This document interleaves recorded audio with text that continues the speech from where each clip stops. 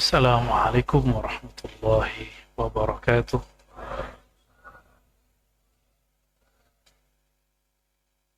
Alhamdulillah rabbil alamin. Wassalatu wassalamu ala sayyidil mursalin wa ala alihi wa ashabihi wa li baitihi wa dhurriyyatihi ajma'in wa ba'du. Allahumma akhrijna min zulumatil wahmi wal jahli ila al ma'rifati wal ilmi. Amin ya rabbal alamin. Baik Bapak Ibu, saudara-saudariku yang bukan Allah, alhamdulillah kita sudah masuk ke hikmah yang 53 ya. Di kitab saya yang disyarah oleh Imam Al-Khatib Al-Waziri di nomor 44, jadi beda 10 atau 9. Sebelumnya mari kita kondisikan kolbu, mengirimkan surah Al-Fatihah untuk baginda Nabi Muhammad SAW, untuk Imam Sidi Syekh Ibn Athaillah Iskandari, Abil Abbas Al-Mursi, Abil Hasan Al-Shazili, Syekh Abdul Qadir Jilani. Al-Fatihah. أعوذ بالله من الشيطان بسم الله الرحمن صراط الذين أنعمت عليهم بسناد المتصل إليه قال لا تصحب من لا ينهدك حاله ولا يدلك على الله مقاله. Jadi kita sampai pada tema mengenai bersuhbah. Apa arti suhbah? Suhbah itu secara bahasa berarti secara harfiah bersahabat, tetapi juga berarti berguru, berthariqah, bermajlis, itu disebut dengan suhbah. Ya. Namun dalam bahasa Turki mereka kalau sebut sohbat, sohbat itu ngumpul dengan syekh lalu mendengarkan kalam syekh. Seperti pengikut-pengikut Syekh Nazim Haqqani, Syekh Hisham yang masih hidup, itu mereka kalau mendengarkan pengajian disebut sohbat. Ya. Namun sohbat asal maknanya adalah bersahabat, berkawan, berguru, bermajlis, bergolongan. Nah, maka sohbah ini ada yang umum, ada yang khas, ada yang am, ada yang khas. Itu yang pertama yang mesti dipegang dulu. Ada yang umum, ada yang khusus. Yang umum kita hadir di setiap majelisnya, majelis yang umum. Ya, seperti ini, maka siapapun yang hadir sudah bersuhbah, tapi masih umum.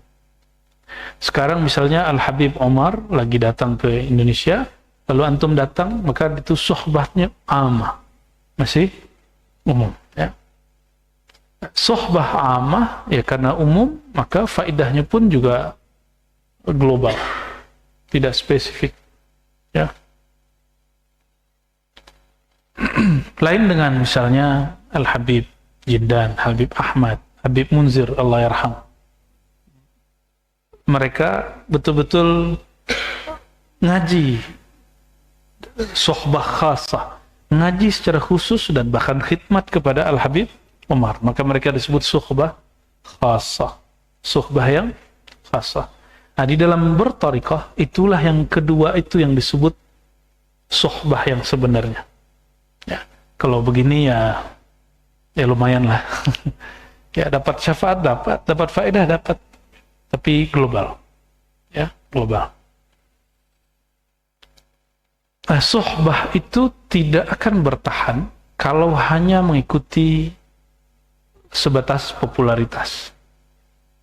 Sama, mau ikut Habib Umar, mau ikut Syekh Fulan, Ustaz Fulan, ajangan Fulan, Abah Fulan, sama. Kalau cuma karena dia populer sebagai orang yang alim, Ustaz, Da'i, Habib, Syekh, Mursyid, nanti redup popularitasnya, kita nggak mau datang lagi. Ya, maka kita bersohbah. Ini karena apa? Nah, itu kelemahan sohbah ammah. Karena subah orang awam itu berdasarkan popularitas di YouTube kah, di Facebook kah, ya, di Instagram kah, apalagi satu lagi tuh yang mainan bocah-bocah, TikTok. Ya. Namun saya punya keyakinan, tidak adalah orang yang Allah masyhurkan melainkan itu karena izin Allah Subhanahu wa ta'ala, bahwa dia masyhur dengan izin Allah. Dan kita beruntung, para habaib masih sering datang ke negeri ini, para masyayikh masih sering datang ke negeri kita. Orang kalau bersohbah nggak melihat kualitas, kuantitas, yang dilihat kualitas. Itu sebabnya kalau guru-guru ahli zikir itu, dia tidak masalah muridnya sedikit. Bagi dia, mending satu orang sama dengan 1000 daripada 1000 tapi abu-abu. Gitu. Ya. Tapi jika yang satu ini kemudian bisa cloning 2, 3, 4, bahkan jadi 1000, bayangkan kekuatan rohaninya nanti. Dan antum coba bayangkan, Al-Habib Umar itu dari negeri Yaman. Yaman sedang konflik. Karena konflik, negeri konflik itu sulit maju secara peradaban. Peradaban zahir. Tapi bisakah logika kita menerima kenyataan? Allah justru munculkan orang yang maju peradaban batinnya dari negeri yang konflik, yang peradaban zahirnya tidak maju. Di situ nyari sinyal sulit. Ya, orang mau berkembang, ya ini ya mungkin sinyal tempat antenanya mau dibuat dibom, ya bisa jadi begitu. Nggak maju-maju, konflik terus. Tapi Allah jaga tuh negeri Hadramaut Tarim. Wallahu alam. Kalau orang ekonom nyebutnya karena di situ ada minyak. Kalau bagi kita tidak. Di situ ada wali kutub. Ya, Sayyidina Al-Habib Umar bin Hafiz. Ya, semoga beliau Allah panjangkan umurnya. Amin. Sehingga keberkahannya mengalir terus ke negeri kita dan kemanapun ya. Amin ya Rabbal Alamin. Orang kayak beliau itu beda loh dengan saya. Beliau ini nggak pernah ngomongin Wahabi, nggak pernah nyindir Wahabi, nggak pernah ngeritik Wahabi di ceramahnya. Tapi Wahabi benci sama dia tuh, aneh. Kalau saya wajar kalau Wahabi benci, karena tahun 2019 ke belakang itu kajiannya nyerang Wahabi terus, nyerang balik, karena kita disalahin ya kita balas, disalahin kita balas. Wajar. Kayak beliau ini, kalau yang bisa bahasa Arab, itu di YouTube ada kalimatnya. Kedustaan, kalau diterjemahin ya, Dajjal Umar bin Hafiz, ada. Ya. Dajajilah, ya. Dajjal Muzakhrafah. Gitu kalimat-kalimat begitu, Muzakhrafah ini kan tipuan. Orang kayak beliau gak pernah bohong. Ya. Tidur itu pasti pakai adab-adab sunnah Nabi. Ya, keluarga beliau itu hampir setiap saat, setiap hari mendapatkan hadiah-hadiah rohani. Apakah mimpi ketemu Rasulullah, apakah ilham, apakah udah nggak sempat maksiat sudah. Matanya kejaga. Nah itu kelebihan orang yang nggak punya internet. Udah nggak sempat maksiat di kamar. Kita nggak maksiat, tapi nonton Netflix kah. Karena sudah biasa melihat buka aurat, kita nggak ngerasa aneh lagi. Padahal waktu kecil lihat orang pakai rok pendek itu sudah kemudian ini bahaya. Sekarang kok udah biasa ini mata. Udah biasa di lumpur dosa. Maka tidak menganggap lagi orang yang berlumpur itu berdosa. Nah ini hati-hati. Dosa-dosa. Ya, maksiat ya maksiat. Tidak akan selama-lamanya kita meridhoi maksiat. Tapi nggak boleh putus asa. Ya. Mesti kembali kepada Allah Subhanahu wa ta'ala. Apa kata Imam Al-Khatib Al-Waziri? Beliau seabad ke-9 Hijriah ya. Diperkirakan wafatnya, kalau di sini ditulisnya 891. Berarti di ujung abad ke-9 ya. As-suhbah fillahi aslun kabir. Ya, saya terjemah dulu yang atasnya. La tashab. Janganlah kamu bersohbah. Berguru maksudnya. Bermajlis. Berkawan. Nah ini kan lagi milih thariqah nih. Lagi milih majlis. Saya mau ikut majlis siapa ya? Saya mau ikut thariqat siapa? Thariqat banyak. Majlis banyak. Bukan berarti majelis itu jelek, enggak, mungkin enggak jodoh dengan kita. La tashab man la yunhiduka halu. kamu tidak perlu meneruskan suhbahmu, suhbah yang khasah, bukan suhbah yang ammah. Suhbah yang mana? Yang khusus. Kalau ammah kita boleh ikut siapa saja. Ini suhbah yang khusus.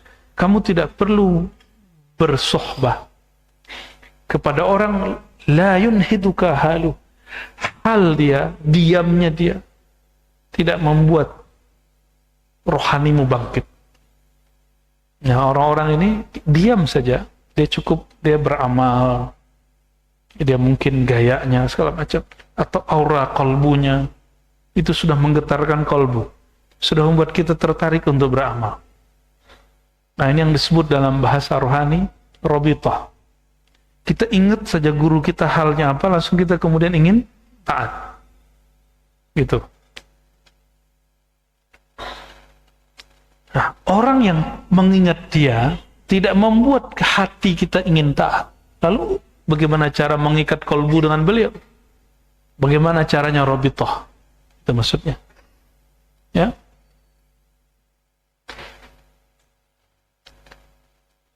Nah, yunhiduka, bahasa Arab itu dari anhadha yunhidu, inhad atau nahdah.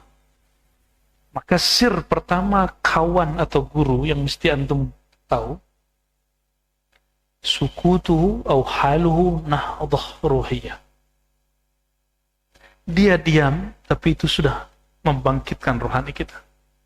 Hal dia, amal dia nggak ngomong tapi dia beramal, dia punya hal, itu sudah membuat kita pengen jadi orang baik. Gitu. Ketemu orang begini, wa mursyiduka, itulah mursyidmu. Ya. Wala yadulluka 'ala Allahi maqalu. Tapi ada juga yang kedua, udah ngomong tapi enggak menyentuh. Pembicaraan dia tidak yadulluka 'ala Allah, tidak membuka jalanmu kepada Allah, malah mempersulit. Kok jelimet gitu. Atau malah mengkat jalan kepada Allah. Dan kita sedih hari ini banyak orang kemudian mengkat, padahal dia ahli baca kitab. Udah gak usah pusing-pusing ngaji hikam, benerin aja fikih ente. Nah, ini masuk sini sudah. La yadulluka 'ala Allahi maqaluh. Gak begitu. Kita kalau nggak bisa ngajar hikam, jangan salahkan orang bisa ngajar hikam. Ngajar hikam itu bukan masalah pintar, tapi dia pernahkah dulu belajar hikam? Ngajar, jadi mengajar itu bukan masalah dia itu cerdas atau tidak, tapi pernahkah dia menjalani bersuluk. Suluk itu menempuh jalan itu.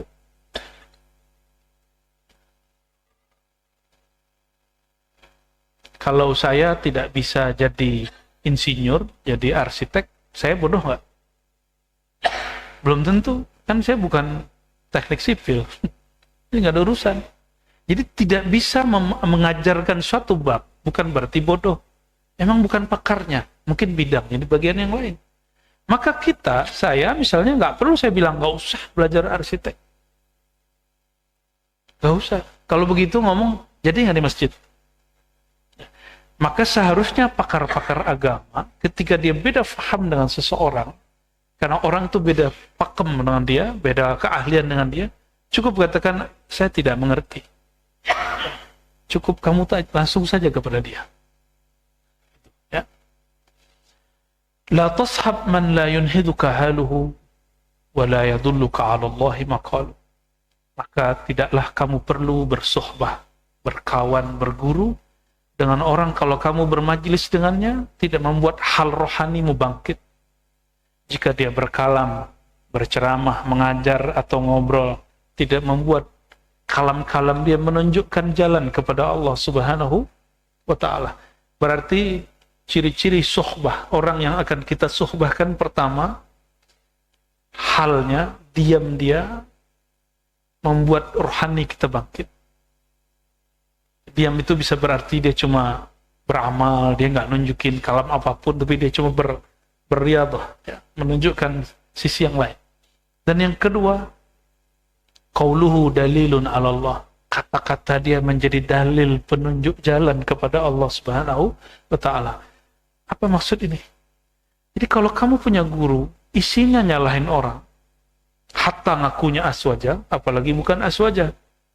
Cukuplah. Nanti malah mengeraskan hatimu. Itu sebabnya saya sudah jarang ngaji ngeritik Wahabi. Bahkan hampir sudah nggak ada. Kalaupun ada, cuma menanggapi apa yang disalahkan Wahabi. Terakhir kita buat kajian Al-Mutasyaddidun, kitabnya Syahali Jum'ah, di jalan apa namanya itu, Pak? Saya ingat Winong ya, jalan Winong. Nggak tahu tuh ya. Saya lanjut nggak kajiannya tuh. Kitabnya sudah khatam. Dan saya niatkan setelah ini mengurangi interaksi seperti itu.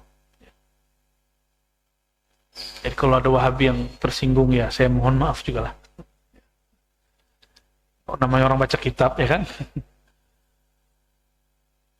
Jadi ada dua karakter kawan atau guru yang perlu kita pertahankan. Inilah yang disebut sahabat sejati.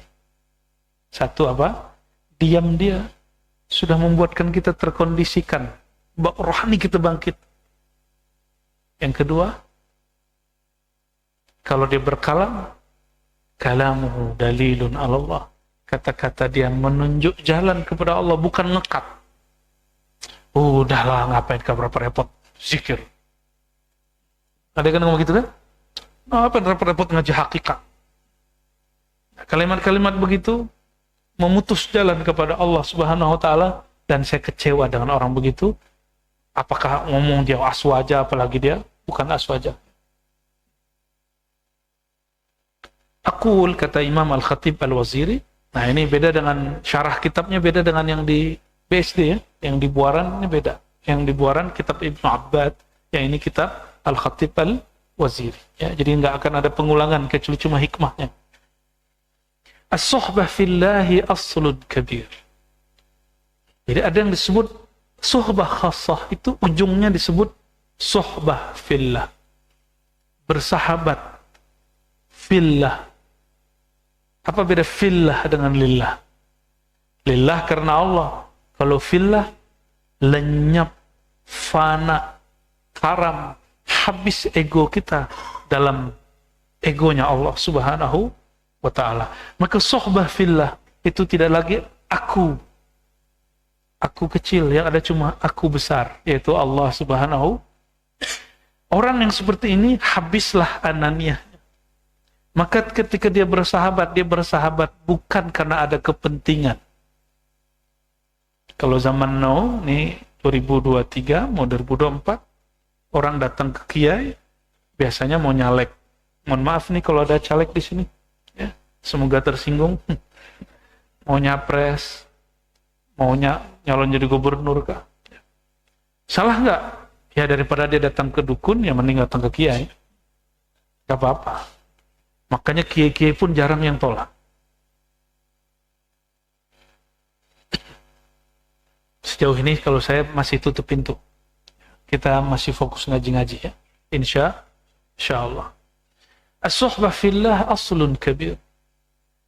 Orang-orang yang bersuhbah, bermajlis, berthariqah, bermursyid fillah, karena atau setelah meleburkan keegoannya, keakuannya, nafsiyahnya dalam kebesaran Allah, itu aslun kabir. Itu adalah pokok. Kalau pokok di Malaysia itu pohon. Aslun ini asal. Adalah inti yang besar sekali. Asal yang besar sekali. Kalau orang punya, insya Allah dia sukses dalam menuju jalan kepada Allah Subhanahu wa ta'ala. Qad hatha 'alaiha min ahlillah jam'un katsir. Raghaba fiha asy-syari' fabadir lis-suhbati lillahi wa sari'. Lalu beliau menyebutkan ada sebuah riwayat. Ada seorang tabi'in namanya Abu Idris Al-Khawlani. Abu Idris Al-Khawlani ini seorang tabi'in. Beliau ini tabi'in tapi sudah dewasa. Bertemu sahabat yang masih muda. Namanya Mu'az. Mu'az ini sahib Sayyidina Ali. Dulu waktu ke Yaman ditugaskan bersama. Sayyidina Ali bertugas, Sayyidina Mu'az bertugas. Dan Mu'az itu disebut oleh baginda Nabi SAW a'lamuhum atau afqahum bil halal wal haram. Sahabat yang paling mengerti hukum fikih halal dan haram. Kalau Sayyidina Ali, babul ilm, pintu ilmunya Nabi sallallahu alaihi wasallam. Maka semua ilmu apapun yang ada di Nabi pintunya beliau. Ya, sallallahu alaihi wasallam. Apa kata Sayyidina Abu Idris Al-Khawlani kepada Sayyidina Mu'az? Ya Mu'az, ini setelah ketemu beberapa hari, inni uhibbuka fillah. Aku sungguh sangat mencintai engkau fillah. Dalam kebesaran, dalam rahmat, dalam cintanya Allah SWT. Ini berat nih kalam. Ya, kalau belum sampai di makom ini, jangan ngomong gitu ke orang. Karena sekali ngomong begini, taruhannya Allah. Ya, jadi yang dulu pernah gunakan, "Nuhibbuka fillah ya akhi," tahu-tahu besok tengkar, ya salam. Tak masuk. "Nuhibbuka fillah ya akhi," masalah dikit, kemudian bentrok, konflik, itu nggak masuk. Kalau sudah uhibbuka fillah, maka yang dibesarkan cuma Allah SWT. Kita menyampingkan diri kita. Saya sudah pernah sampaikan ya, beratnya baca inni uhibbuka fillah. Faqala lahu, setelah itu Sayyidina Mu'az mengatakan, abshir, thumma abshir, thumma abshir. Hendaklah engkau bergembira. 3 kali. Hendaklah engkau bergembira. Hendaklah engkau bergembira, wahai Abu Idris Al-Khawlani. Kenapa? Fa inni sami'tu Rasulullah SAW.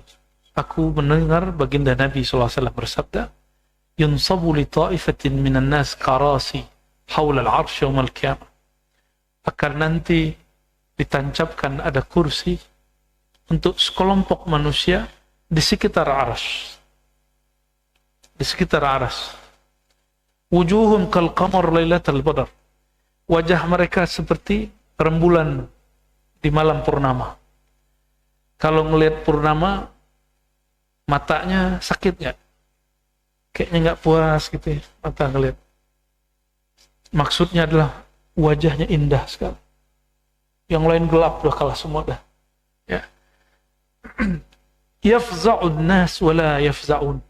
Di padang mahsyar nanti semua orang gelisah, kaget, ketakutan, yafza' wala yafza'un.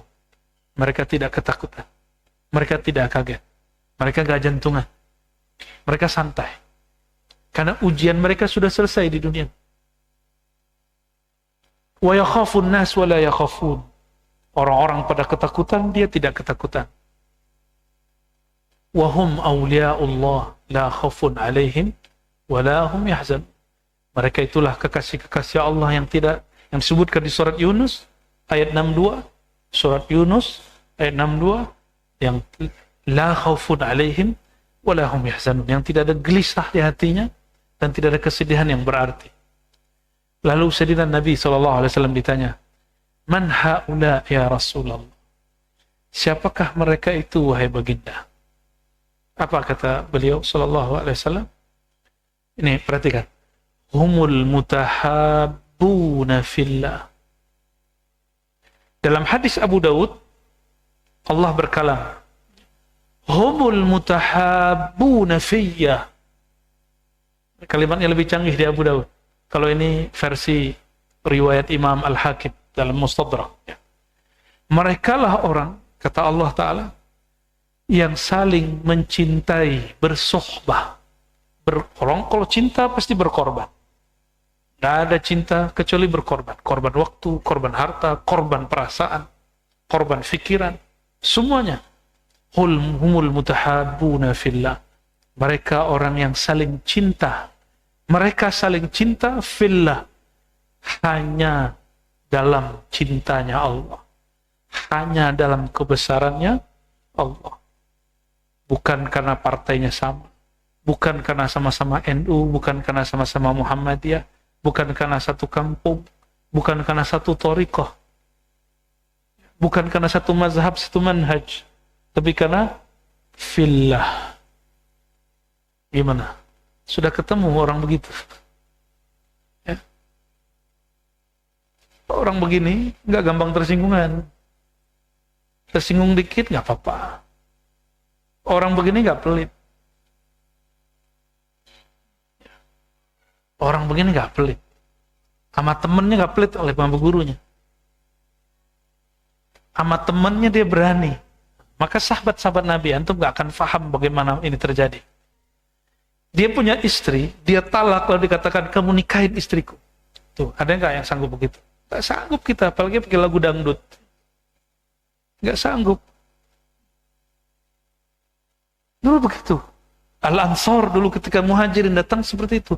Bahkan cinta kemakhlukannya kepada perempuan yang dia sangat cintai, dia talak. Kamu pilih ini istriku cantik-cantik semua. Terus begitu. Karena nggak ada modal. Saya modalin. Nikah aja dimodalin teman.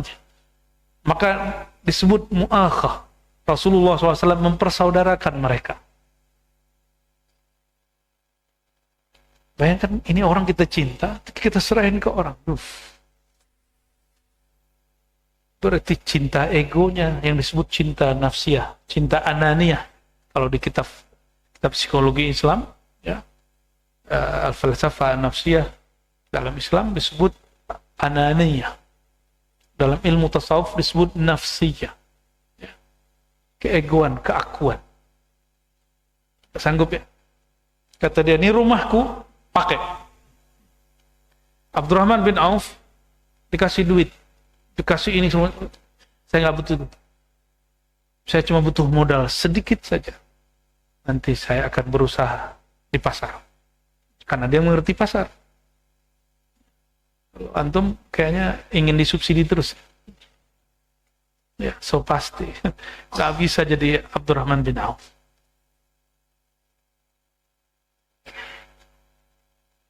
Jadi kullu mahabbatin fiha udhiyah. Setiap cinta pasti ada pengorbanan.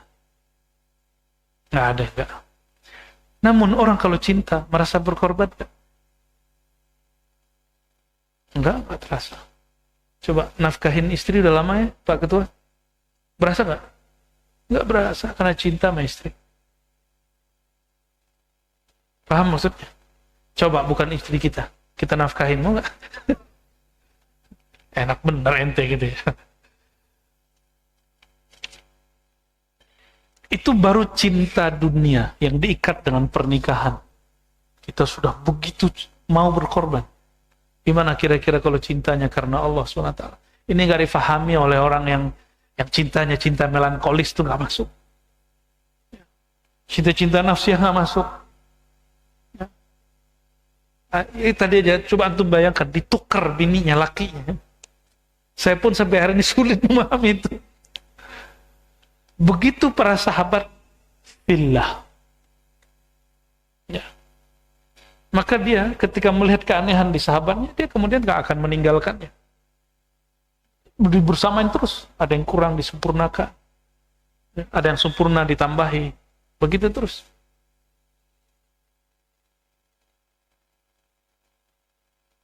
Dan kalau sudah ngomong, numika fillah, gak boleh tinggalin dia, apapun keadaannya.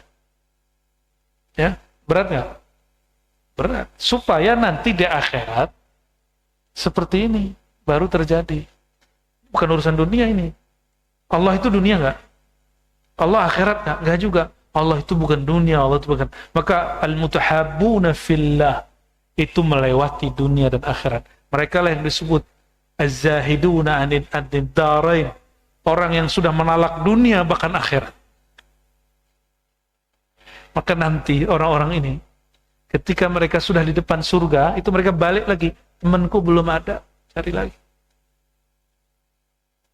Dia enggak egois. Pintu surga udah dibukain sama Rasulullah SAW. Rasulullah orang terakhir masuk surga. Walaupun beliau udah masuk tadinya. Udah masuk dibukain, keluar lagi nyari. Maka orang-orang yang mewarisi cinta ini, dialah yang disebut di kolbunya Nur Sayyidina Muhammad Sallallahu Alaihi Wasallam. Mereka itulah yang nanti ketika tawannya, muridnya, gak kelihatan di depan pintu surga, dicari lagi. Biar muridnya dulu masuk. Seperti Rasulullah SAW mengatakan, nanti walaupun banyak umat sebelum, tapi umatku lebih dahulu masuk surga. Beliau nanti tuh selesai umatnya masuk surga, mulai dari Nabi Adam. Nabi Adam minta syafaat kepada Rasulullah, punya umat. Umatnya pun diberi syafaat baginda Nabi Muhammad sallallahu alaihi wasallam. Ya, tapi kalau umat terdahulu nggak sebanyak sekarang. Lebih ribet ngurusin umat Nabi Muhammad sallallahu alaihi wasallam. Kita yang nggak punya wirid banyak, thariqat juga nggak jelas, ma'rifat juga amburadul. Modal antum cuma satu. Suhbah. Udah suhbah aja. Nggak hanya ikut pengajian. Kalau ikut pengajian mah gampang, cuma dengerin doang. Bukan hanya wiridan. Kalau wiridan gampang. Tebar tasbih, tebar sejadah, putar tasbih.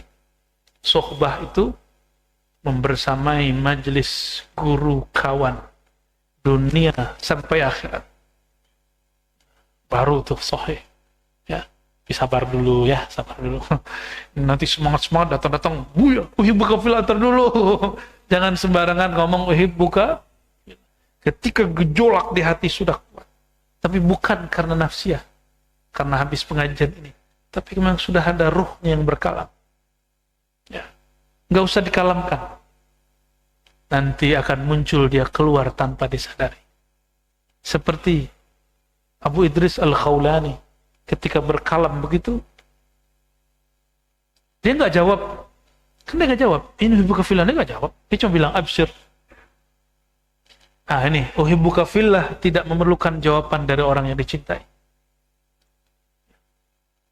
Maka di uhibbuka fillah yang dicintai sebenarnya Allah. Tapi secara zahir Allah ini menumpah ruahkan kasih sayang itu kepada ahlullah, keluarga-keluarganya Allah, wali-wali Allah, kekasih-kekasih Allah, hamba-hamba Allah. Maka mereka mencintai orang-orang itu, lingkaran itu. Itu yang disebut al-mutahabbuna fillah. Lagi saya tanyain, Allah itu bukan dunia, bukan akhirat. Akhirat itu bukan Allah lah, akhirat itu makhluk. Surga makhluk bukan? Neraka makhluk? Makhluk semua. Kita bukan ilahi anta maksudi. Yang kita tuju hanya Allah. Jika bertemu Allah itu dalam surga, maka kita merindukan surga. Jadi kenapa surga dirindukan? Karena di dalam surga bertemu Allah Subhanahu wa Ta'ala. Kenapa neraka nggak perlu kita rindukan? Emang ada yang rindu neraka kan? Bukan masalah siksaannya. Siksaan paling berat itu adalah tidak bertemu Allah yang punya surga dan neraka.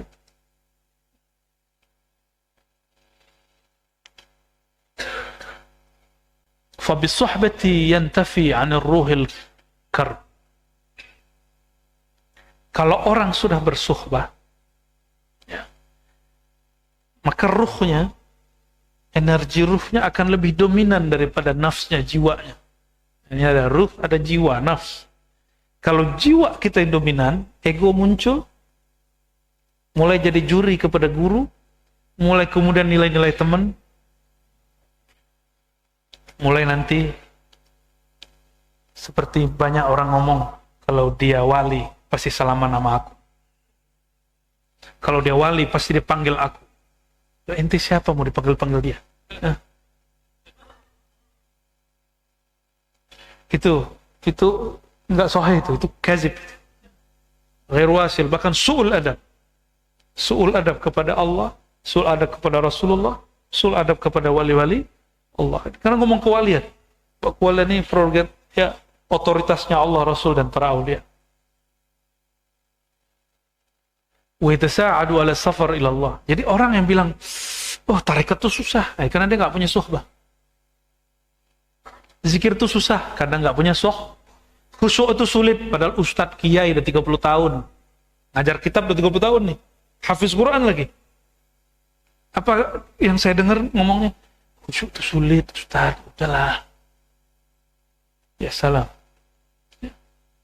Kalau orang hafiz Quran, ngerti baca kitab, lama di pesantren, juga kampus UIN kah, Timur Tengah kah, atau lama ngaji di Habib Syekh fulan, terus ngomong begitu, terus gimana nasib orang-orang awam? Nah, itu orang yang wala yadulluka 'ala Allahi maqalu, kalam dia tidak membukakan jalan kepada Allah. Nah, ya apa yang mau dia buka? Dia tidak mengerti jalan itu. Yang dia tahu nahu sorof. Nahu sorof ngerti. Maka kalau ada orang salah, dia tahu salahnya orang. Sunnah bid'ah ngerti. Tapi giliran dalil Allah nggak mengerti. Dia mengira bisa menentukan nih sunnah bid'ah ini sudah selesai masalah. Itu kan ilmu alat menuju Allah Subhanahu wa ta'ala. Semua ilmu itu alat semua. Walaupun dalam ilmu ada yang disebut ilmu alat, ilmu maksud. Tapi sebenarnya semua itu hanya perangkat menuju Allah Subhanahu wa ta'ala.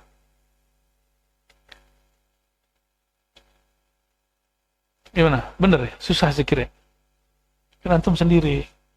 Coba datang ke mursyid syekh. Pasti nanti bisa duduk lama zikir. Kata syekh, ketika mau amalkan ini ya, aku ijazahkan ini. Langsung gitu kita semangat. Cuma denger di YouTube. Kalau di YouTube mesti pakai digombali dulu sama YouTube. Amalkan ini, kamu akan kaya 7 keturunan. Nah, baru tuh mau ngamalin. Kalau saya udah nggak percaya gitu-gituan. Apa urusan? Emang kalau nggak ada kaya 7 keturunan terus nggak mau ngamalin? Zikir penenang hati. Jadi kalau nggak tenang hati terus kamu nggak zikir. Zikir cintanya mesti bersyarat. Ini al-mutahabbuna fillah. Dia ngapain pun nggak ada syaratnya. Yang penting Allah sudah. Allah kalam langsung. Ya, mafi syarat. Nggak ada syarat-syarat. Nggak ada yang disebut in condition itu nggak ada. Ya. Wa yatasa'adu ala safar ilallahi junudul qalb. Jadi tentara-tentara kalbu itu akan kemudian membantu dia untuk jalan kepada Allah, untuk menjalani amalan-amalankah, perjuangan-perjuangankah menuju Allah Subhanahu wa ta'ala.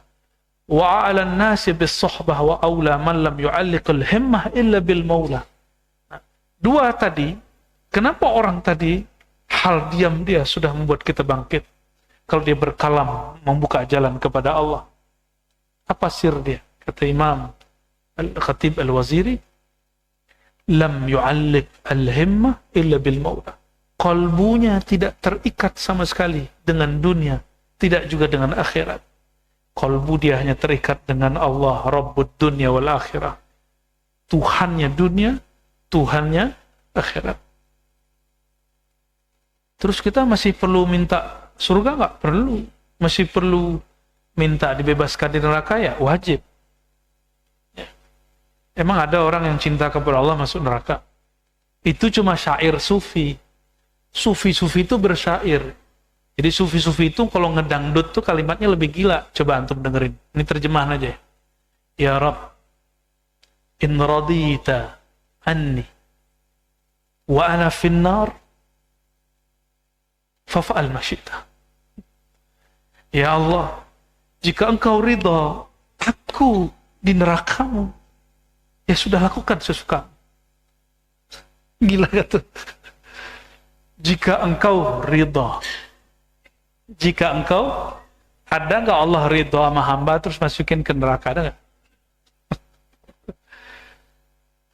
Bahasa-bahasa begini nggak difahami sama orang yang qalbuhu qasi, qalbunya keras, apalagi pembid'ah tasawuf. Nggak ketemu dia. Ini bahasa-bahasa pencinta. Sama dengan seorang perempuan ngomong gini, kalau kamu membenci aku, tinggalin aku. Bener. Sama bocah nggak ngerti cinta ditinggal. Pernah ngeliat nggak cewek tiba-tiba di jalan sendiri? Nah, itu cowoknya konyol itu. Ya. Nggak ada cowok begitu. Ya. Itu bukan rijal. Ya. Dia separuh-separuh cewek itu dia orang. Istri ngomong nih, ya, cerain aku. Laki nggak ada ceritanya. Gitu baru laki-laki. Ya, gimana? Perempuan kalau ngomong cerain aku, dia tahu nggak bakal dicerain. Insya Allah. Sama, itu bahasa-bahasa cinta. Kalau ke makhluk aja begitu, apakah lagi bahasa-bahasa dia kepada Khalik. Ya, nggak boleh tersinggung ya. Kayaknya ada yang habis begitu deh. Nah, ini cuma untuk memahami Kok bisa ya? Karena ahlullah, kekasih-kekasih Allah, keluarga Allah itu ke Allahnya bukan hubungan pahala dan siksa, pahala dosa. Hubungan mereka hubungan cinta. Adakah kita dengan Rasul hubungannya hubungan cinta? Bukan hubungan qada'ul hajat. Ya, cuma untuk menunaikan hajat. Rasulullah ini tempat buang hajat kalian deh. Kalau ada hajat, datang ke Rasul. Kalau nggak ada hajat, terus nggak ke Rasul gitu. Ya. Betul Rasulullah itu qadil hajat. Tapi kalau ahlullah, hajat terbesar dia bukan urusan duniawi. Urusan terbesar dia apa? Ya Rasulullah, apakah boleh aku merasakan cinta kepada engkau dan cinta engkau kepada aku? Itu hajatnya ahlullah. Jadi kalau kita baca salat qada'ul hajat, gimana salawatnya? Allahumma sholli ala sayyidina salatan taqdi lana. Gimana kalimatnya? Taqdi biha hawaijuna, itu. Ya, itu terserahlah kalimat antum, itu kan salawat buatan ulama itu ya. Ya Allah, sampaikan salawatku kepada Nabi Muhammad, salawat yang membuat hajat kami dikabulkan. Hajat kami ditunaikan. Kalau orang cinta dunia, kebayang dia apa? Rumah ya Allah, mobil ya Allah, yang jomblo kawin, fulus ya Allah, duit, semua dunia. Orang yang zuhud, yang kebayang dia surga, lumayan, ini naik kelas. Orang yang zuhud, nah antum yang mana nih? Zuhudnya udah bener ini. Zuhud khalas yakfi. Ente zuhud, itu sudah cukup. Tapi apalagi arif, kenal kepada Allah Subhanahu wa ta'ala. Apa hajatnya orang yang kenal Allah? Bertemu pintu menuju Allah. Itu baginda Rasulullah sallallahu alaihi. Nah, itu hajat kita. Ya. Jadi kalau baca salawat hajat, yang dibayangkan adalah liqa' ma'an Nabi, syafa'atun Nabi. Ya, syafaat Nabi Muhammad SAW. Ya.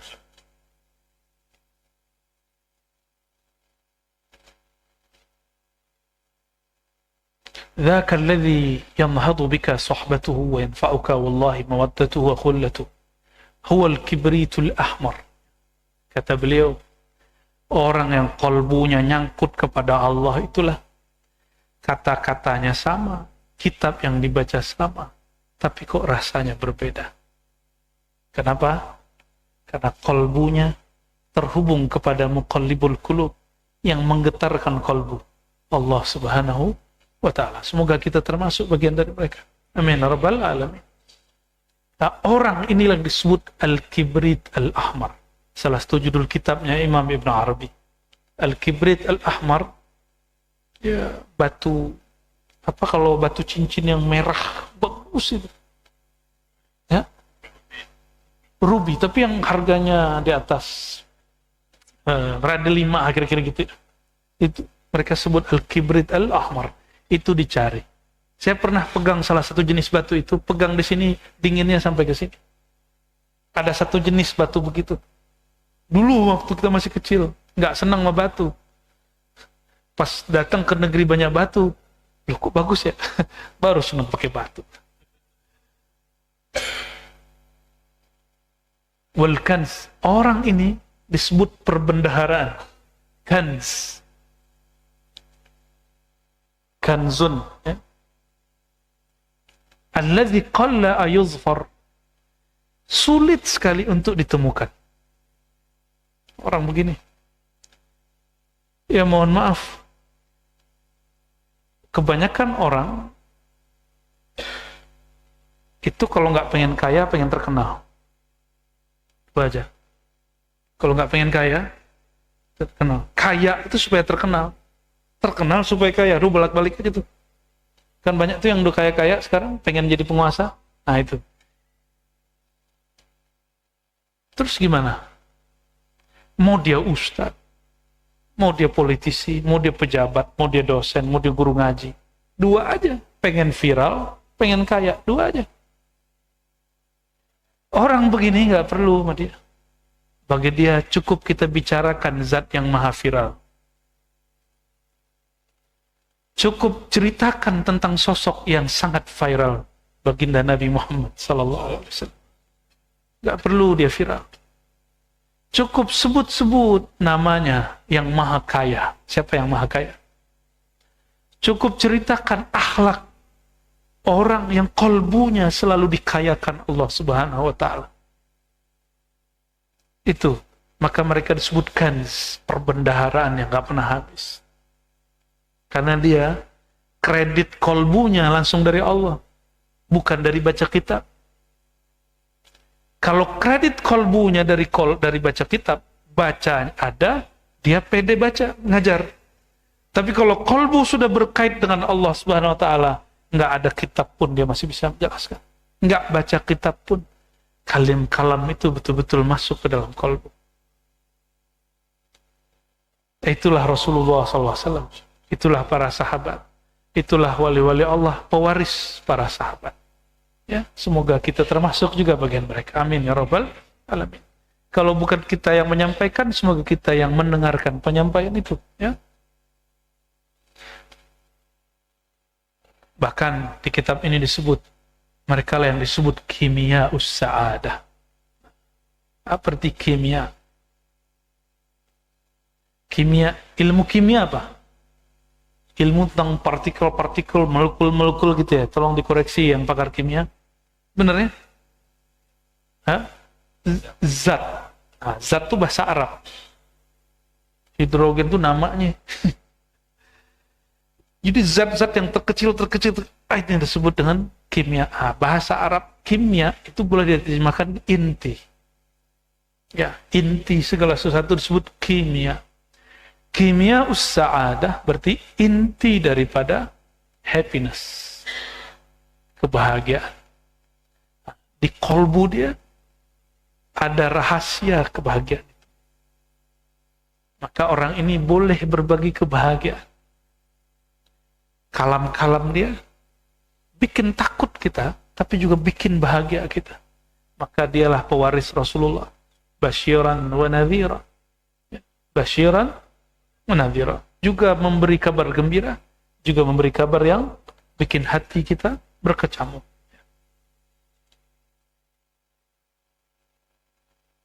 Ma kimya'ul ma'arif illa suhbatur rajulil 'arif. Ma kimya'us sa'adah illa suhbatu ahli siyadah. Tidaklah inti kebahagiaan itu kecuali kamu bersuhbah dengan ahlus siyadah. Ya ahlullah tersebut. Tidaklah inti daripada ma'rifat kecuali suhbatur rajulil 'arif. Kecuali engkau bersuhbah dengan orang yang arif itu sendiri. Jadi bisa nggak mendapatkan ilmu itu dengan baca kitab? Kitab ini cuma media untuk merekam kata-kata. Tapi dia tidak bisa merekam rasa. Nggak bisa.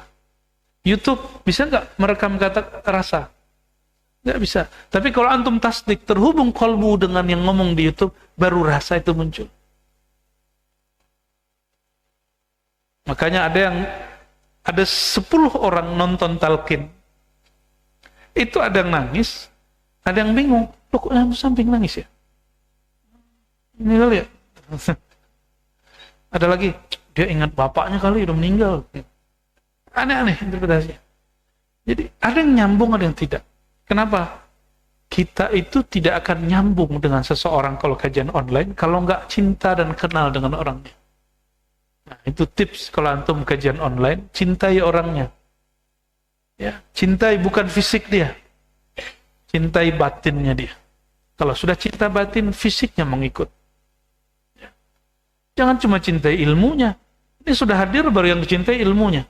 Sosoknya belum. Nanti sosoknya berubah, kita kemudian berubah juga. Nah, itu terjadi pada banyak orang, meninggalkan gurunya dan mursyidnya. Ya. Qala Sayyidi Abul Abbas Al-Mursi. Berkata Imam Abul Abbas Al-Mursi, guru dari Mu'tazilah, Sakandari, qaddasallahu sirrahu, "Madza asna' bil kimia? Wallahi laqad sahibtu aqwaman yushiru ahaduhum ila syajaratil yabisah fatusmiru lil waqt." Ini saya nggak usah terjemah lah ya, ini bab karomah. Tapi maksud dia bolehlah diartikan.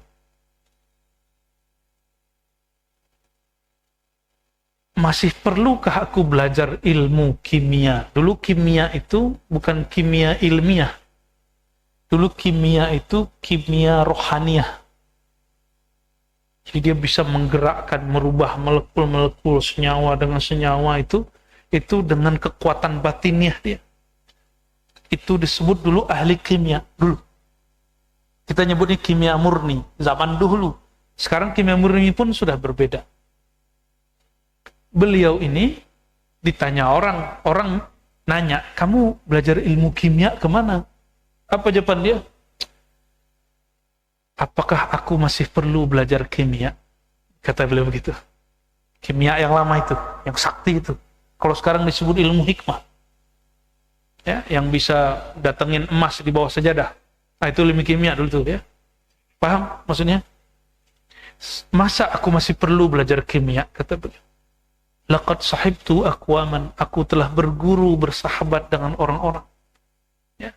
Yushir aduhum, dia cuma nunjuk kepada pohon yang kering, maksudnya orang. Dia cukup nunjuk kepada orang yang hatinya kering. Fatusmirul waqt, air matanya langsung menetes. Paham nggak? Secara harfiah ada pohon nggak berbuah, pohonnya kering, ya kita nyebutnya apa di musim-musim gugur itu gersak. Ditunjuk pohon langsung berbuah, keluar daunnya langsung berbuah. Dulu zamannya begitu. Tapi maksud Abu Abbas Al-Mursi bukan itu, karena dia sering pakai kalimat-kalimat kinayah, apa siloka, ya apa kata dia? Saya masih perlu nggak belajar kimia menurut kamu?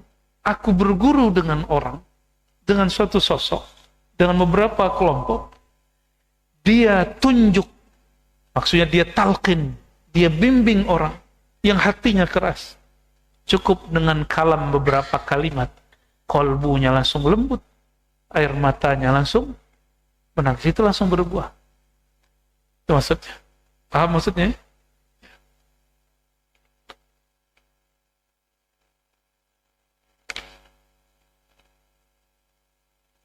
Gimana? Udah ketemu belum yang begitu? Semoga segera ketemu ya. Makanya benarlah kalimat man la syaikha lahu la qiblata lahu wa man la syaikha lahu fa syaitanu syaikhuhu. Orang yang gak punya guru, gak punya arah, maka dia ngomong, bertarekat kok sulit. Buya Aldomi ini doktor tafsir, bertarekat sulit gak Buya? Happy-happy aja. Apalagi ada orang ngomong ini, ente bertarekat tergila loh. Ada yang ngomong gitu gak? Orang yang halu dan gila belajar tarekat itu karena sebelumnya dia punya bawaan ilmu-ilmu yang gak benar. Tapi kalau dia khalis, udah bersih, ditinggalkan ilmu-ilmu yang jahat, kalau dosa nggak mungkin bersih. Ilmu-ilmu kebatinan, ilmu-ilmu apa, tinggalin dulu kalau belajar thariqah, belajar tasawuf. Ya, mandi tobat. Ya Allah, jika ada yang buruk, lepaskan. Lepas deh. Orang yang melepas ilmunya dengan kesadaran, itu lebih mudah daripada dilepas pakai ruqyah. Pakai ruqyah nanti kesakitan, bisa teriak-teriak. Tahu-tahu jadi macan, orang jadi macan. Itu kan GOBLOK.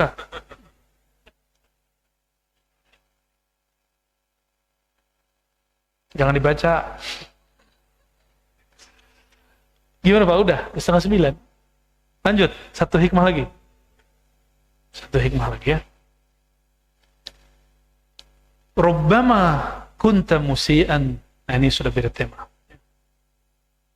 Masih suhbah tapi suhbah yang lain. Rubbama kunta musian fa'araka al-ihsana minka suhbatuka ila man huwa aswa halan minka. Barangkali rubbama kunta engkau musian melakukan keburukan, kesalahan. Tapi nggak ngerasa salah ngomong ini. Masih mending gua kayak. Ada yang ngomong gitu nggak? Masih mending gua begini. Ada lebih parah dari gua kayak. Ada yang ngomong gitu nggak? Mencari pembenaran. Coba orang begini la yuflih abadan.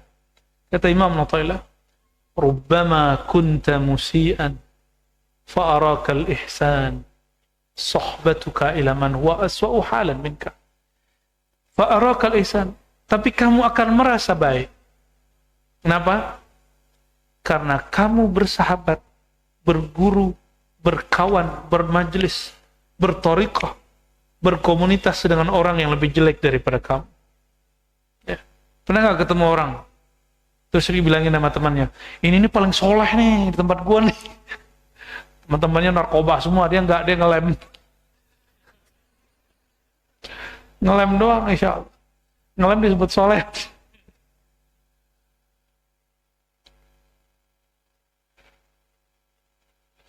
Jadi kapan kita tahu kalau kita ini kurang baik? Datang ke orang yang lebih baik. Nah, ini berbeda dengan hadis. Kalau dalam hadis, dalam bab dunia, la tanzur ilaman fawqaka. Dalam bab dunia, kamu jangan pernah melihat orang yang lebih dari. Ini urusan hati, bukan di pikiran. Kalau di pikiran boleh, supaya semangat kerja boleh. Tapi dalam urusan kolbu jangan. Nanti kita iri dengki kepada orangnya. Nyesek loh ngelihat. Coba yang sudah ngikutin training cepat kaya, how to be a rich man. Saya geli tuh dengan begitu-gitu. Karena setahu kita, kaya itu jalan hidup orang. Kalaupun dia berbagi, dia tidak akan berbagi jalan. Dia cuma bagi hasil, senungnya. Yang dia bagi cuma pengalaman dia. Belum tentu pengalaman dia cocok sama kita. Benar nggak? Benar ya? Ilmu kedokteran itu sama. Cuma dokternya kok bisa beda-beda. Kok kita nyaman sama dokter fulan tapi nggak nyaman sama dokter fulan? Kenapa? Karena wadahnya lah. Si wadah ini anugerah dari Allah SWT, si dokternya itu. Ya. Kolbu dia sebenarnya. Rumah makan Padang banyak, benar nggak? Kenapa antum senangnya cuma itu aja ya? Rumah makan sederhana aja banyak. Ada apa tuh lagi banyak tuh depan tuh. Ya. Hah? Bintaro, ya. Tapi kok kita nggak senang ke yang ono, senangnya ke teman-teman ngomong apa? Teh telurnya nggak enak. Yang ini enak nih. Apa masalahnya? Bahan sama, merek sama. Kolbu orang yang ngaduknya yang beda. Energi rasa dari kolbu dia itu yang beda, karena dia membuat dengan cinta. Ini yang berbuat karena dia disuruh. Ada yang dibuat karena terpaksa, itu beda loh. Maka di hari apa namanya yang ahli masaknya itu, chefnya lain rasa. Betul nggak? Ya, bilang aja betul. Ya. Man sahibal akmal minhu halan talashat nafsu wastash'ara kamalan. Ya. Kata Imam Al-Khatib Al-Waziri, siapa saja yang bersuhbah, berkawan, bermajlis, berguru dengan orang yang hal dia ideal. Akmal ini kalau terjemahan harfiah sempurna, tapi saya menamakan lebih ideal. Talashat nafsuhu, maka jiwa dia akan merasa talashat, ya, mulai nggak pede. Ya, orang kayak aku pantas duduk sama dia, gitu. Wastash'ara kamala, maka dia akan merasakan ada nurani yang sempurna pada orang itu.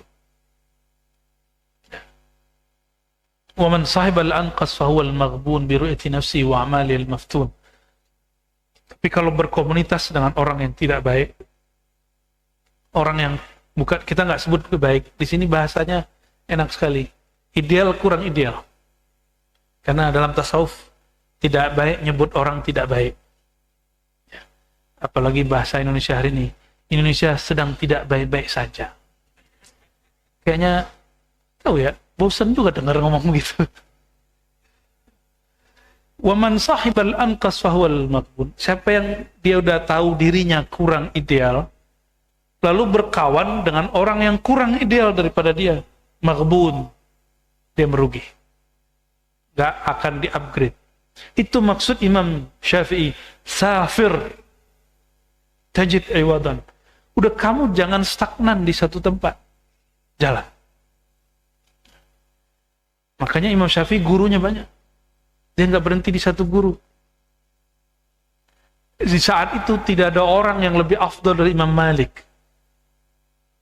Nggak ada yang lebih afdal. Tapi selesai belajar dengan Imam Malik, dia jalan. Karena dia sudah tahu apa kata murid-murid Imam Malik.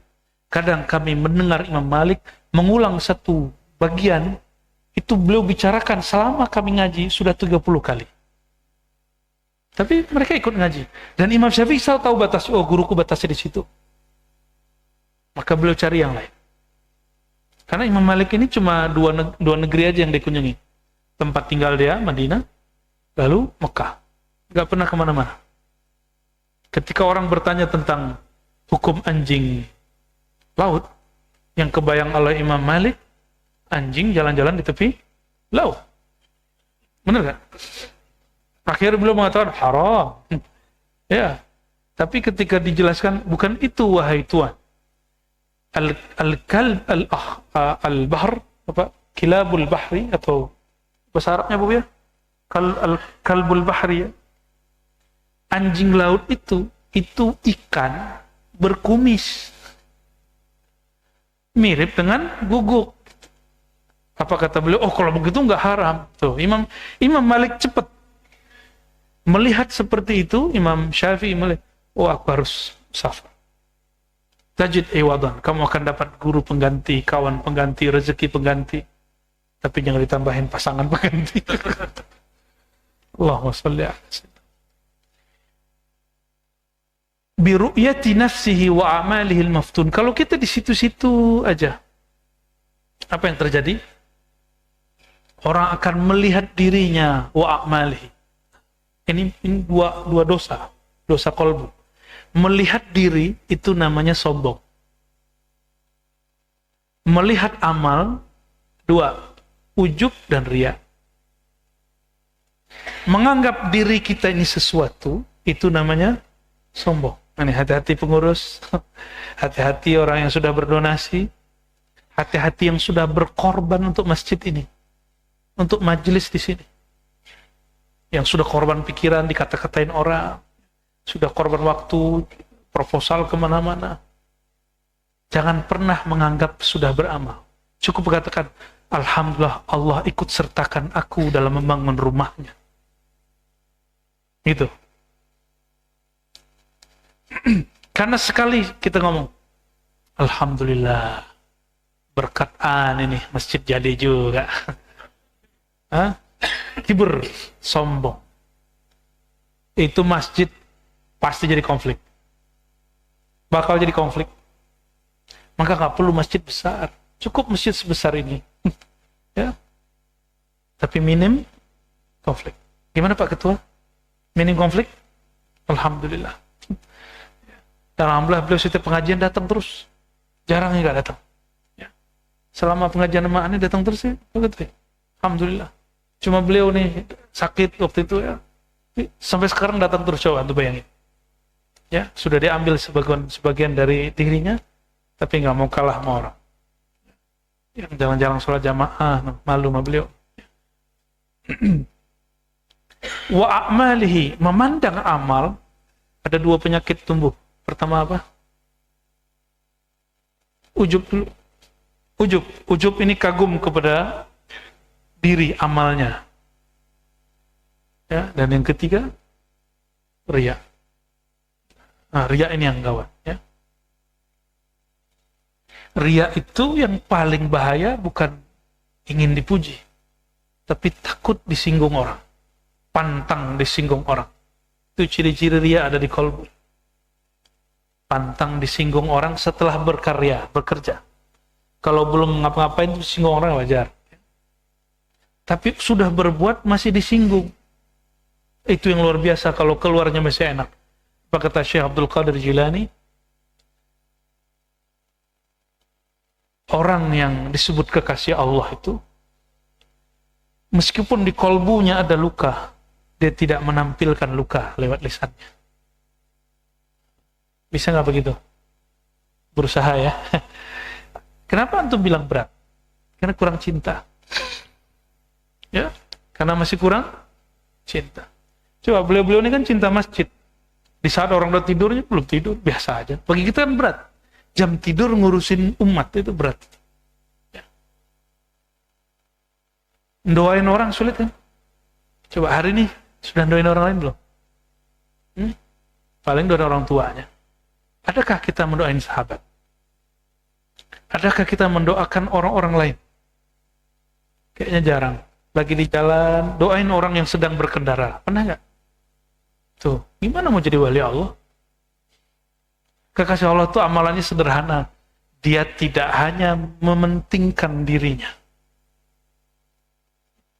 Haji umroh, doain siapa?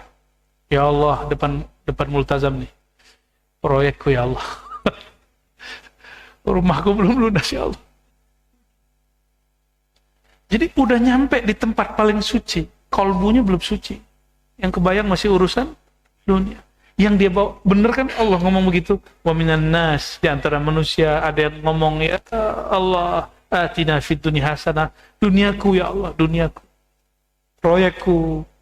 Aku nyalek ya Allah. Itu haji kemarin ramai sekali. Para caleg. Ramai sekali. Bahkan capres juga ada 2. Calon gubernur, Masya Allah, benar-benar banyak. Semoga ada yang ingetin beliau-beliau. Jangan sampai di depan multazam doanya cuma urusan politik itu. Ya. Kalau antum depan multazam mau, ya Allah, zuat sani ya Allah. Paham nggak? Paham ya? Allahumma sholli ala sayyidina. Satu kalimat terakhir lagi. Ma qalla amalun, biasanya 3 apa ya? Benar 3. Ma qalla amalun baraza min qalbin zahidin wa ma kathura amalun baraza min qalbin raghibin. Ya, nomor 55 kalau di situ. Ma qalla, tidaklah satu amal dianggap sedikit, baraza, dia muncul dari diri yang kolbunya zuhud, tidak cinta dunia. Amalnya gak dianggap sedikit. Amalnya dianggap besar. Contoh, duit cuma ada 20.000 di dompet. Celengan lewat. 20.000-nya dikeluarin. Cuma 20.000. Itu lebih afdol daripada yang di dompetnya 1 juta, yang dikeluarin cuma 100.000. Cuma 10%. Ini 100% dia keluarkan. Karena duit dia cuma 20.000, di rumah nggak nyimpen juga, dikeluarin. Mana yang lebih tinggi? Ma qalla amalun baraza min qalbin zahidin. Kalau dia emang kolbunya zuhud, tidak cinta dunia, Allah mandangnya besar. Ya, Allah pandangnya besar. Maksud sederhananya apa? Gak ada amalan yang ribet kalau sudah tidak cinta dunia. Jadi kapan amalan terasa ribet? Kalau cinta dunia. Pengen gak dihargai orang? Kalau ingin dihargai orang, maunya orang gini dulu sama kita, nyapa kita duluan, senyumin kita duluan, benar gak? Itu dunia sederhana loh. Nah, orang yang sudah gak cinta dunia, dia ulurkan tangan duluan, dia ucapkan salam duluan, dia kasih senyum duluan. Itu dunia yang kecil, dunia diri. Coba mulai praktekin. Tapi jangan senyum sendiri. Ada teman kita, lama nggak ketemu, lama nggak jumpa, kita ulurkan tangan, ke senyum dulu. Sapa dia, Assalamualaikum. Ya, atau kalau dia agak kagok dengan bahasa Arab, pakai bahasa Indonesia. Pagi bro, gitu ya. Boleh lah. Yang penting siapa kasih senyum. Orang yang tadinya tegang langsung itu.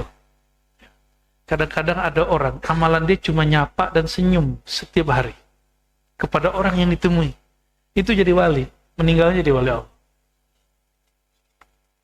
Daripada yang banyak sholat terus ngeliat orang celananya kurang naik. Maaf ya, maaf. Wa ma kathura amalun baraza min qalbin raghibin. Tidaklah dianggap banyak amalan yang tumbuh baraza Baraza itu secara harfiah tampak, tumbuh, tampil. Min qalbin raghibin, dari kolbu yang ingin viral, yang ingin dipuji. Jadi kenapa banyak orang buat kajian tapi tidak Allah angkat kajiannya? Karena kolbunnya raghibun fid dunya, raghibun fi syuhrah. Masih ada ingin cinta, popularitas. Yang itu nggak benar. Yang ada itu kita menumpang dalam nama Rasulullah. Bagaimana caranya? Ceritakan beliau, kalamkan tentang beliau. Maka nama kita akan diikut sertakan. Jadi nggak ada orang memviralkan Nabi Muhammad, nggak ada. Ada orang viral karena Nabi Muhammad Sallallahu Alaihi Wasallam.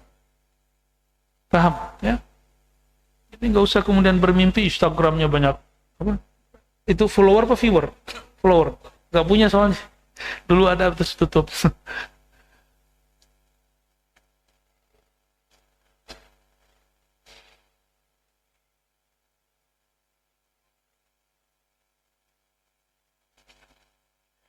Nah, ini kalam penutup dari para sahabat ya, kepada tabi'in.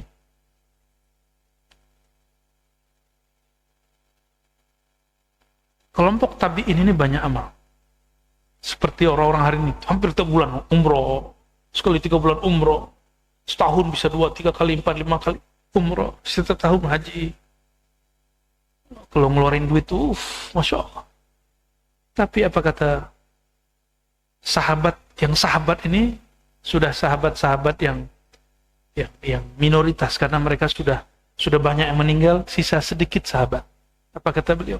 Kepada yang suka beramal tadi, antum ayuhat tabi'i, kalian wahai tabi'in, aktsaru a'malan min ashabi Rasulullah SAW. Kalau amal kuantitasnya sangat banyak sekali. Wahum khairu minkum, tapi sejauh pandangan kami, tetap saja sahabat yang tidak banyak amal itu lebih mulia daripada kalian. Kanu azhad fid dunya. Apa sebabnya? Karena mereka kolbunya tidak terikat dengan dunia. Ya. Hari ini banyak orang sholawat 70.000, tapi urusannya politik. Hari ini banyak orang baca nama Allah, Allah, Allah, tapi supaya dia sakti. Dia kalau ada nyantet nggak tembus. Ya, ada yang teluh nggak tembus. Ada orang yang setiap malam wirid 5.000. Supaya apa? Kalau besok dia ngobatin orang, ampuh. Urusan dunia semua. Mau sampai kapan begitu? Kapan kita duduk, zikir cuma 100, tapi fokus bahwa itu, ya Allah, aku sedang belajar tulus menyebut nama Engkau, bukan supaya diriku tenang, bukan supaya rezekiku lancar, bukan supaya bebas dari neraka, bukan karena ingin beli surga, tapi karena memang Engkau pantas untuk dipuji, Engkau pantas untuk disebut. Aku adalah hambamu yang hina, tidak pantas bersyarat apa-apa. Cobain malam ini 100 saja nyebut nama Allah. Allah pasti nikmat. Kalau belum nikmat berarti perlu ditalkin. Perlu ditalkin. Nah, barangkali itu ya, mahar cinta, mahar menikmati cinta kepada Allah, amal kepada Allah cuma satu. Talaqud dunya, menalak dunia, tapi bukan membuang fasilitas dunia dari fisik. Secara fisik kita tetap ambil dunia, tapi di kolbu jangan sekali-kali jadi beri ruang. Ya, innallaha ghayurun, Allah Maha Pecemburu, jangan pernah buat Allah cemburu. Ya. Semoga Allah Ta'ala memberikan kita satu sir rahasia ini. Amin ya rabbal alamin. Silakan kepada Bapak Ibu yang akan bertanya. Kami persilakan, sebutkan namanya Pak, dari mana.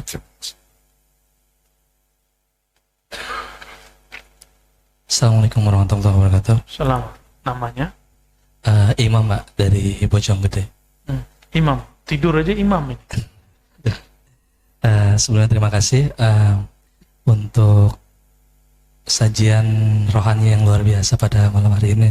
Alhamdulillah sedikit mengobati kegalauan saya. Padahal Allah menunjukkan saya untuk kesini malam ini, dan pertama kali bertemu dengan Buya langsung, yang sebelumnya hanya online melalui media sosial, TikTok tadi sebenarnya salah satunya, YouTube dan lain sebagainya. Izinkan saya bertanya, ini mungkin masih bagian dari kegalauan saya tadi Pak Ustadz, dimana pertanyaan saya adalah, apabila kita telah bergolongan atau berharokah, ini termasuk kepada sohbah dalam kajian kita malam hari ini, tapi sampai di titik tidak ada upgrade dari sisi kolbu, apakah mungkin atau tidak masalah untuk kita berpindah atau mencari sohbah lain, padahal kita telah terikat dengan sohbah tersebut dengan sebuah misak yang dipersaksikan? Oke. Baik, itu untuk pertanyaan. Terima kasih. Assalamualaikum warahmatullahi wabarakatuh. Assalamualaikum. Mas Imam dari Bojong. Bojong Gede itu di mana tuh? Oh, iya ya. Setelah pengasinan ya. Iya, iya. Apakah kita kalau sudah ikut suatu harokah pergerakan, suatu komunitas, suatu tarbiyah kah, atau thariqah kah, atau terserah ya, tapi tidak ada upgrade dalam kolbu, perlukah pindah gitu ya? Sebenarnya bukan pindah, yang perlu itu upgrade, dan upgrade-nya tidak mesti di situ.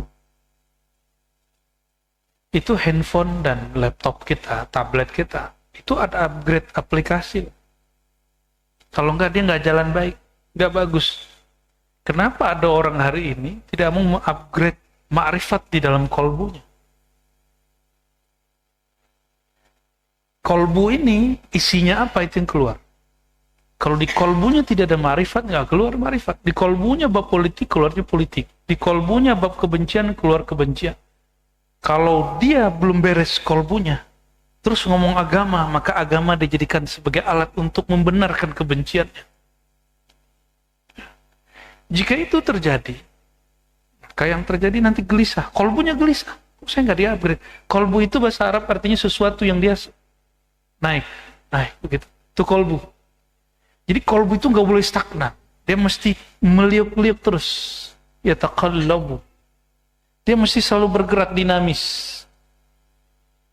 Coba badan kalau nggak gerak sakit nggak? Kolbu kalau dia tidak di-upgrade, dia akan stres. Disitulah ada orang stres, hidupnya stagnan. Makanya orang butuh hiburan. Ada hiburannya ke Bogor, hiburannya ke pantai. Tapi kata Ibnu Athaillah, kenapa engkau berpindah dari minal akwan ilal akwan? Dari kaun ila kaun, dari alam kok pindah ke alam lagi? Ya, teman saya dari senang main motor, kemudian senang diving, udah berhenti lagi diving, ini lagi, nggak berhenti. Dia kemudian bingung, saya harus ngapain ya? Kata Ibnu Athaillah sederhana, kapan engkau akan pindah? Hobimu bukan lagi safar dari makhluk ke makhluk, tapi dari makhluk kepada Khalik. Dan itu nggak mungkin, kecuali dengan komunitas yang kolbunya sudah bertahta, sudah bersemayam di situ cinta rahmannya Allah Subhanahu wa ta'ala. Maka ada kalam dari ulama kita, qalbul mu'min arsyullah. Lebih dari Baitullah. Qalbu mu'min itu tempat bersemayamnya kasih sayang Allah. Dan isinya kasih sayang. Bukan kemudian konspirasi. Konspirasi itu asik di sini, tapi tidak asik di kolbu ini. Kolbu kita capek sekali. Coba selama pandemi, itu banyak channel-channel yang kemudian membahas secara konspirasi, benar nggak? Bukannya tambah tenang, kita malah tambah gelisah. Jadi,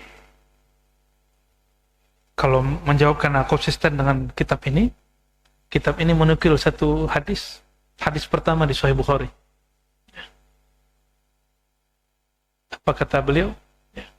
Faman kanat hijratuhu ila Allah wa rasulih fa hijratuhu ila Allah wa rasulih. Orang yang hijrah kolbunya dari makhluk kepada Allah pasti sampai. Tapi kalau ingin benar tapi malah terjebak pada siasah politik, pergerakan-pergerakan yang sifatnya masih ngurus yang zahir-zahir ini, dia akan gelisah. Oh, terus kita mau sekuler? Enggak. Bagaimana mau mentadbir alam? Kita belum kenal dengan Rabbul Alam. Ya, kan mau jadi khalifah di muka bumi tuh.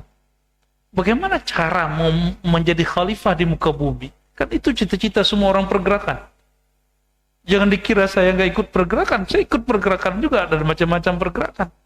Tapi ketika ketemu hadis Nabi Imam Ahmad itu, di situ saya bertobat. Apa kata Nabi SAW? Nanti khilafah akhir zaman itu ala minhajin nubuwah. Minhaj kenabian sudah selesai, tapi manhajnya terus-teruskan. Dan nubuwah itu firruh, di dalam ruh. Maka kita buka kajian ruh. Walaupun kemudian orang marah-marah begitu, biarin aja, lanjut terus. Cuma ada yang kemudian kita tutup, ada yang kita teruskan. Gitu. Mesti. Jadi rohani kita minta terus, Mas Imam. Enggak akan pernah puas. Dia itu elastis. Bagaimana cara menjaga kolbu ini biar elastis? Serahkan dia kepada yang menggerakkannya. Dan dalam hadis yang sahih disebutkan, qulubu bani Adam baina isba'ain min asabi'ir rahman. Kolbunya manusia ada di antara dua jari-jari Tuhan. Tuhan di situ bahasanya Rahman. Berarti kolbu itu dikembalikan kepada zat yang maha penyayang. Berarti kolbu ini akan mengalami kembali ke fitrahnya yang sangat elastis itu jika dia penuh kasih sayang. Coba ikuti majelis yang mengajarkan kasih sayang yang unlimited. Ya, selamat mengupgrade kolbu Mas Imam. Ada lagi, Bapak, Ibu? Ibu, mungkin dari ibu-ibu?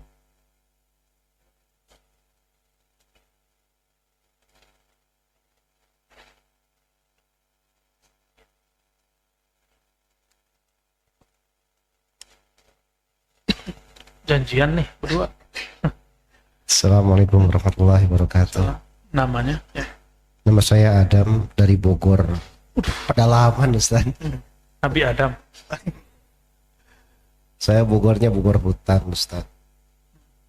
Alhamdulillah dengan itu Allah bisa hadir di sini. Saya ingin bertanya tapi mungkin agak sedikit keluar dari tema, Ustaz. Bisakah seorang pendosa yang ingin belajar bertaubat bertemu Nabi Muhammad SAW?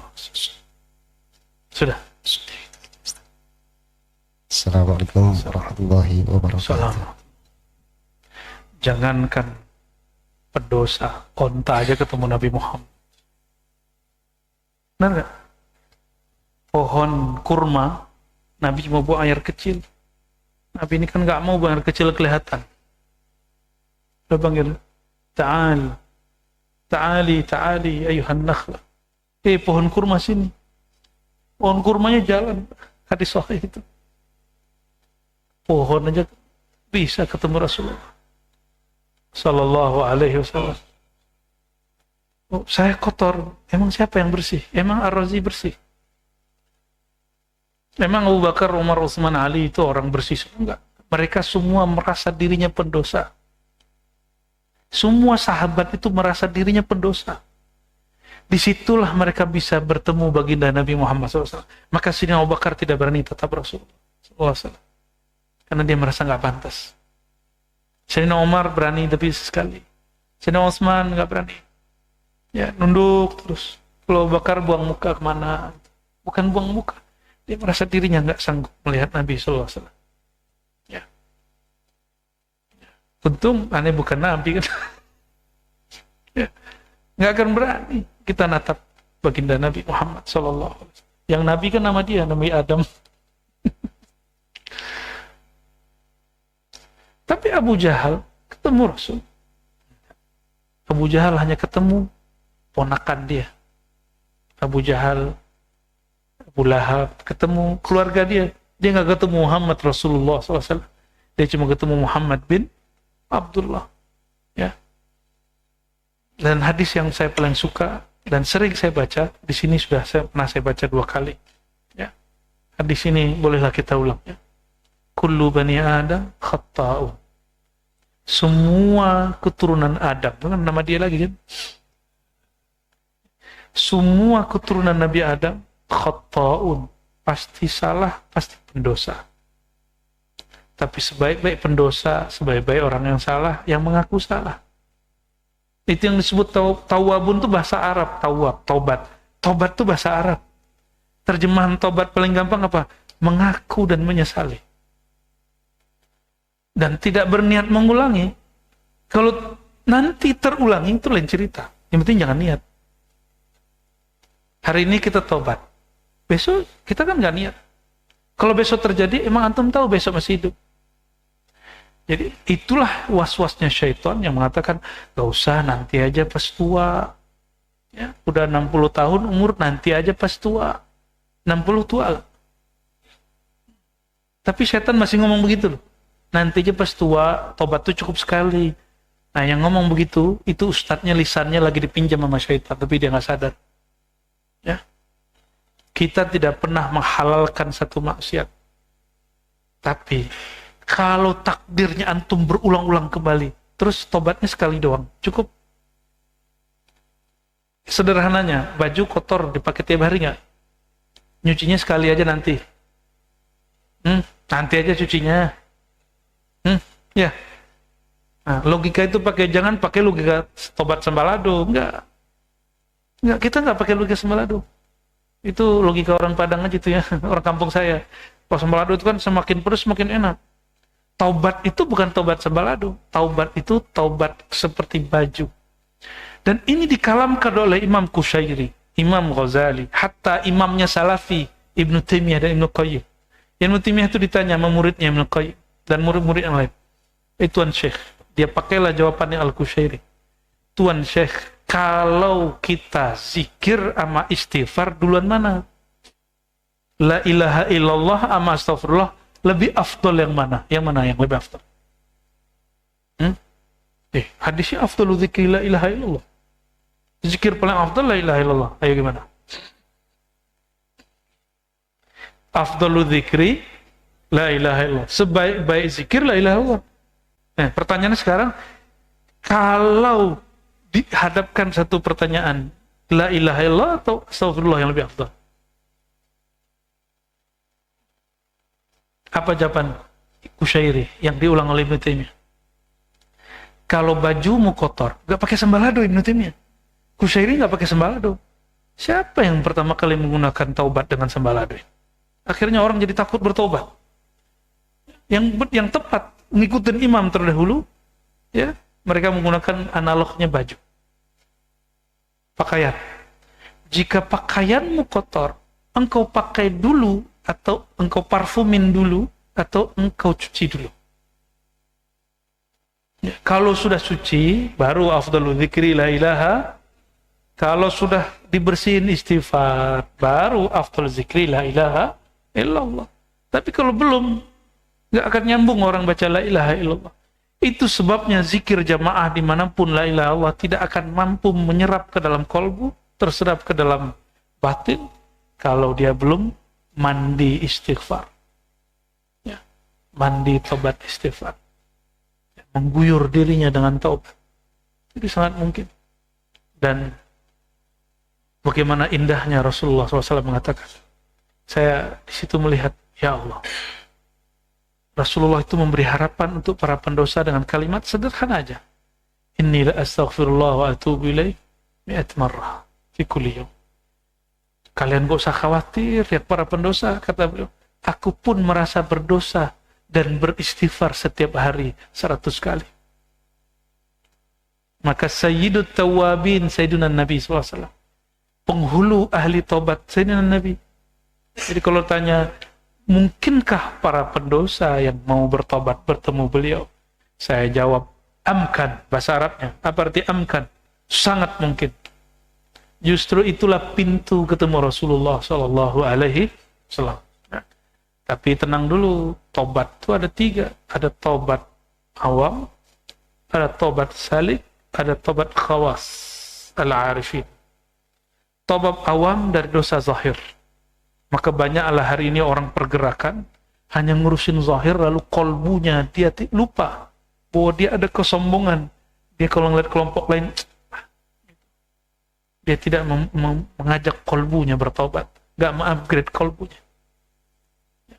Dan yang kedua, kelompok salik, dia sibuk membersihkan nafs jiwanya supaya kolbunya tidak terganggu.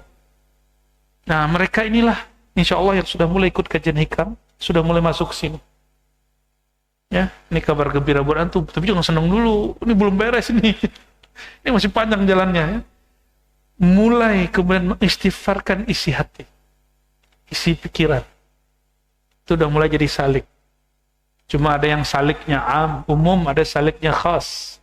Yang khas ini sudah bermursyid secara sudah talqinkah, sudah bayatkah? Ya. Kalau am ya masih ikut kajian umum. Ya kalau mau santai-santai dulu umum aja lah dulu, yang penting haji. Ya. Takut kan? Dan yang ketiga ini taubatul khawas, taubatul arif. Tobatnya orang yang kenal Allah, orang-orang spesial. Bagaimanakah mereka tobat? Ada ungkapan yang sering dibaca, hasanatul abrar sayyiatul muqarrabin. Amal baik menurut orang awam, menurut orang soleh, tapi itu masih dianggap buruk, dosa oleh orang-orang yang khawas. Orang-orang yang sudah didekatkan kalbunya kepada Allah. Contohnya apa? Tadi, ya, orang-orang udah ngerasa dirinya dengan istighfar itu benar. Orang-orang merasa dengan tahlilnya dia ahli tauhid. Ya. Imam Al-Kharras nukil satu kalam, ya. Kamu memandang dirimu bertauhid, itu pun masih syirik khafi. Berarti nanti kamu akan punya kesempatan memandang orang lain tidak ahli tauhid. Itu kau. Berarti semakin orang bertauhid, dia semakin memandang dirinya tiada. Itulah hakikat istighfar. Istighfar itu, ya Allah, aku leburkan diriku, keakuanku dalam keakuan. Baru takbirnya sahih berasa. Jadi kalau sebelum sholat, baca syahadat, istighfar dulu sebentar, ya, baru pasang niat. Jangan main langsung masuk aja. Kita mau masuk ke masjid aja wudhu dulu, mau masuk sholat batinnya harus ikut dulu berwudhu. Kali dari pintu situ ke masuk sini ngeliatin orang merasa, ini bukan harus sunnah. Ya, pas lihat, wah jenggotnya kurang sahih.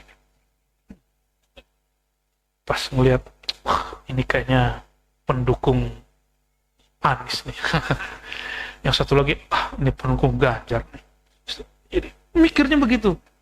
Menilai kesolehan orang cuma karena persoalan-persoalan yang luar-luarannya semua. Dan itu sudah menodai banyak kolbu kita selama beberapa tahun ini. Masih mau begitu? Itu nggak mau lagi ya. Cukup lah ya. Baik, mari teman-teman semua kita berdoa. Astagfirullahaladzim. Bismillahirrahmanirrahim. Ya Allah, dengan nama-Mu yang Maha Pengasih, dengan nama-Mu yang Maha Penyayang, kami bermohon ya Allah. Bermohon sampaikanlah salam kami, cinta kami kepada hamba-Mu yang terkasih, hamba-Mu yang tersayang, Sayyidina Muhammad sallallahu alaihi wasallam. Allahumma ya Allah, betapa kerasnya kalbu kami jika onta mengenal baginda Rasulullah SAW, jika pepohonan mengucapkan salam kepada baginda Nabi Muhammad SAW, jika semuanya merindukan Nabi Muhammad SAW, bahkan kayu yang menjadi sadaran beliau menangis ketika ditinggalkan oleh beliau. Betapa kerasnya hati kami ya Allah.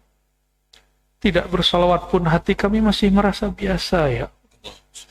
tidak bersolawat, tidak ingat Rasulullah, hati kami masih merasa normal-normal saja ya Allah. Keras hati apakah namanya ini ya Allah? Wasfi qulubana ya Allah. Ya Syafi, ya Syafi. Bijahi tabibil qulub Sayyidina Muhammad sallallahu alaihi wasallam. Maka ya Allah, obatilah kolbu kami yang keras ini. Amin. Kolbu kami yang membatu ini. Amin. Dengan kemuliaan, dengan kelembutan kolbu baginda Nabi Muhammad sallallahu alaihi wasallam.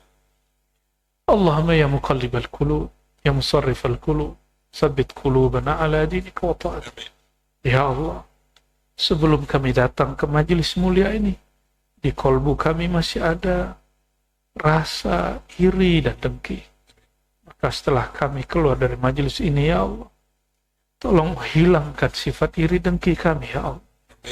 Ya Allah, sebelum masuk majelis ini ya Allah, di hati kami masih memandang kesolehan diri kami, masih memandang diri kami lebih baik daripada kelompok sebelah, daripada kawan, tetangga, ataupun orang yang hadir bersama kami.